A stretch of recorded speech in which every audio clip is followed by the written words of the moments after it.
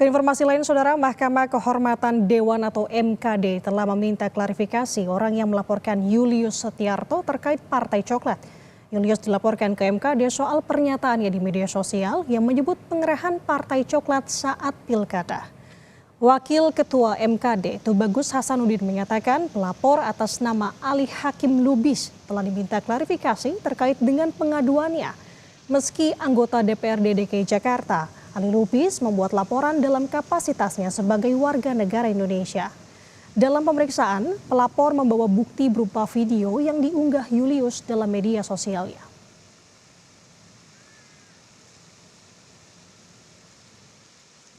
Bapak Julius dari fraksi PDI Perjuangan yang dilaporkan oleh seseorang karena berbicara ke publik di media sosial yang mengatakan ada kecurangan yang dilakukan oleh Parcok, ya, konon disebut sebagai Partai Coklat.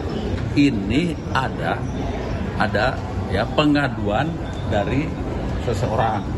Ya sudah, kita tadi meminta ya apa yang diadukan.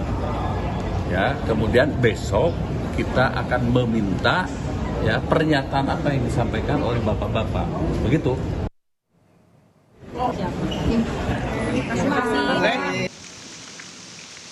Sementara itu, Saudara, dilaporkan ke Mahkamah Kehormatan Dewan buntut unggahannya di media sosial soal Partai Coklat. Anggota DPR RI Julius Setiarto menyatakan siap jalani klarifikasi pada hari ini. Menurutnya, unggahan di media sosial bukan pendapat pribadinya, melainkan berita dari podcast.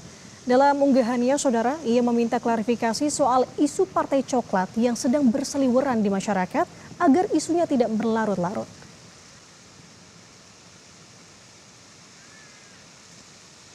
Kalau saya menganggapnya ini kan sebagai mekanisme yang wajar, itu ya yang pertama.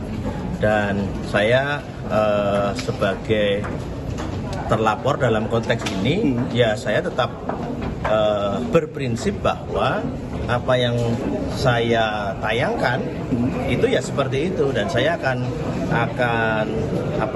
mempertahankan itu di sidang besok. Saya akan beri penjelasan di sidang besok.